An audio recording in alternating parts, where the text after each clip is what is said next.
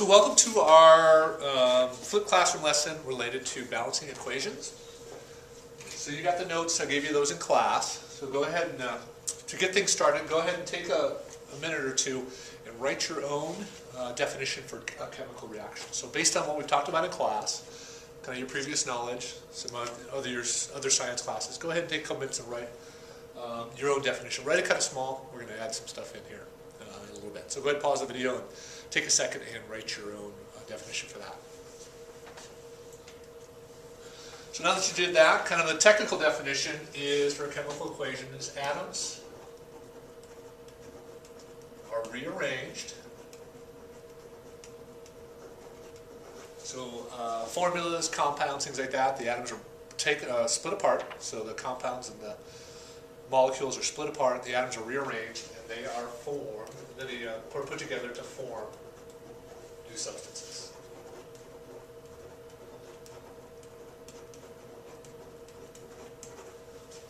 That's kind of a little more technical definition of chemical reactions, chemical equations. So I'm going to reference this cookie recipe several times in the next couple chapters. And this is straight off of I think it was a Nestle Toll House cookie, a bag of chocolate chip cookies. So, and so it's an existing recipe. It's pretty good. Kids have made this in the past, so if you get fired up and are interested, go ahead and make them. Feel free to bring them in. I've never wanted to turn down chocolate chip cookies. I do like my chocolate chip cookies. So chemical equations are just like that, just like those recipes that you do in baking. And so the stuff that we start with are the reactants. Those are your ingredients. The arrow means forms or yields, produces for products. Those are your cookies or whatever you're trying to make. So very similar, and I'll relate a lot of things we're doing in the next couple chapters related to cooking. So, okay. So taking a look at this recipe, we're only going to worry about the first couple ingredients here. There's a list of, 10 or 12 ingredients in there. We're only going to worry about the first two. And then this makes 112 cookies. This is a huge, huge recipe. So if we take a look at this recipe, it's going to take 2 cups of butter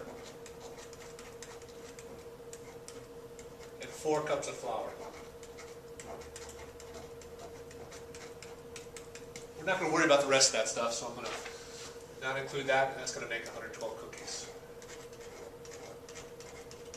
And so these chemical equations we deal with, chemical reactions, are just, like I said, very similar to baking recipes. And so let's think about this.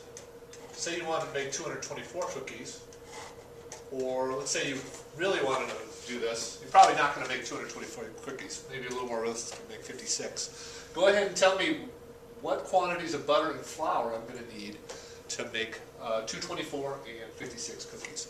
So go ahead and pause the video and then go ahead and fill those in. So hopefully you realize in order to make 224 cookies, I'm going to have to double everything. So cookie recipes, baking recipes, are just ratios. They're just proportions, and chemical equations are very similar. If I'm going to make 56, that's half of 112, so I'm going to need 1 cup of butter and 2 cups of flour. Now when you're baking cookies, you can fudge it a little bit. You don't have to have exactly 2 cups of flour, but when we're doing chemical equations, it needs to be right on. Okay? All right, so there's 3 ways to write these chemical equations. You can write it in sentences. You can write it in words. These are very similar. And equations with states. This is what we'll use because it'll tell us how many atoms are present. And we'll kind of avoid the states for a little bit. We'll get back into those a little bit later on. But when we do start talking about states, just a quick review. S is for solid. G is for gas.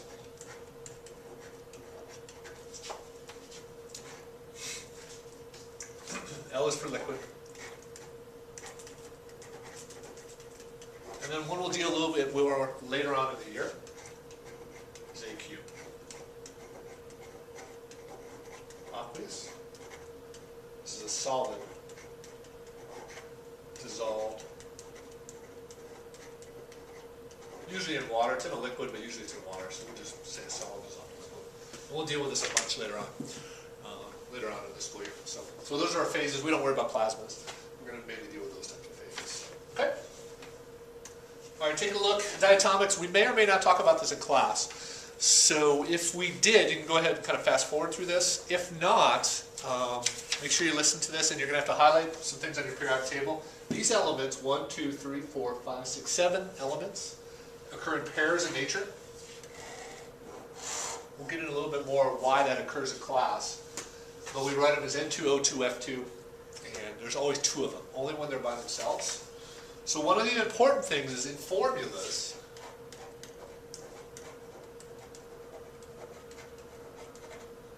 you want to use our old rules to write formulas.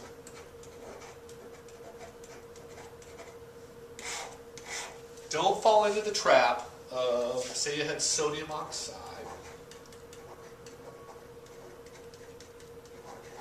What people will do sometimes now is they'll just say, oh, it's always O2. NaO2, that's not right. If it's with another element, you got to use our old rules. Sodium's from the left, the oxide, the oxygen's from the right. So we're going to use our charges. And these are 1 plus, those are 2 minus, straight from your periodic table, our oxidation numbers. And sodium wants to lose an electron, the oxide wants to gain 2. So we can go ahead and use that crisscross rule. Na2O. And there you go, it's not O2, it's just a single oxygen. So don't fall into that trap of always throwing a 2 by any oxygen now. It's only when it's by itself. And you'll see that in examples in a little bit.